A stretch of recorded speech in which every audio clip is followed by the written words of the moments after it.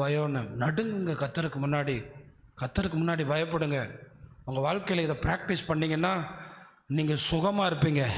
இன்றைக்கி சொல்கிறேன், படிப்பை மேன்மை பாராட்டின எத்தனையோ பேர் சரீர சுகம் இல்லாமல் உட்கார்ந்துருக்கிறீங்க. கத்தர் உங்களை பார்க்குறாரு.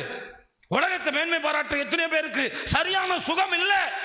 ஆண்டவர் சொல்கிறாரு, அவருடைய செட்டைகளின் நிழலில் ஆரோக்கியம் இருக்குது. அவருடைய செட்டைகள் நிழலில் உங்களுக்கு சுகம் வேணும்னா கடவுளை முக்கியப்படுத்துங்க. ஆண்டவரை கனம் பண்ணுறதில் முக்கியப்படுத்துங்க.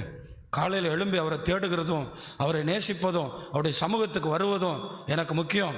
எஜமான் எத்தனை மணிக்கு வர சொன்னால் எத்தனை மணிக்கு போகிறோம்? சபைக்கு மட்டும்தான். எல்லாத்துக்கும் நமக்கு ஒரு காரியங்களை வச்சுக்கிறோம், நமக்கு ஒரு நீதியை வச்சுருக்கோம். ஆண்டவர் என்ன கேட்குறார்? அவன்கிட்ட போய் அதை செய்வியா? என்கிட்ட மட்டும் செய்கிற. 2 தடவை ஃபெயிலாகி கீழே விழுந்தோன்னா நான் ஆண்டவர் ஏசா மாதிரி அழுகிறேன், என் வாழ்க்கை போச்சே, என் வருஷம் போச்சே. அப்போ நீ ஃபீல் பண்ணுற? இப்போவே நீ அவருக்கு பயப்படுப்பா. உன்னை கொளுத்த கன்று போல கத்தர் ஓட வைப்பார். அப்போயே நீ ஃபீல் பண்ணுற? ஆண்டவரே நீங்கள் தந்துடுவீங்கன்னு தானே நினச்சேன். ஆண்டவர் கேட்குறாரு, எனக்கு கிடைக்க பயம் எங்கே? அன்னைக்கு பாஸ்டர்மார்களே கடவுளுக்கு பயப்படலையா? என்ன பண்ணியிருக்கான்? மக்கள் ஒரு கன்றுக்குட்டியை கொண்டு வந்தா, மக்கள் ஒரு ஆடை கொண்டு வந்தா, அவன் அந்த பக்கம் தள்ளிட்டு நசல் கொண்டதை எடுத்து பலி செலுத்திட்டு இதை வியாபாரம் பண்ணி சோப்பில் போட்டான்.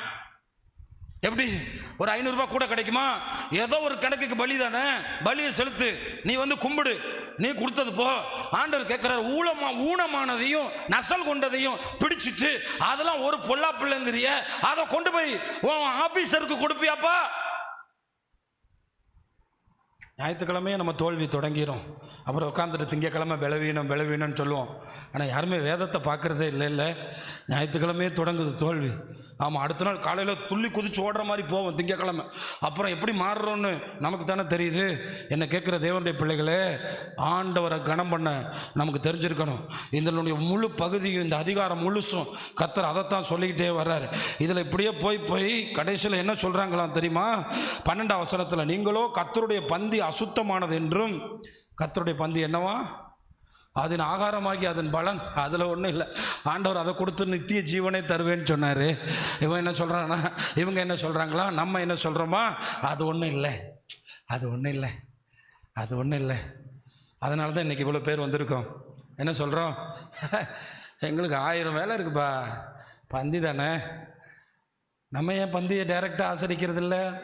நம்ம பரிசுத்த குலைச்சல் ஆகக்கூடாது, கர்த்தருக்குரிய கனத்தை கொடுக்கணுமே.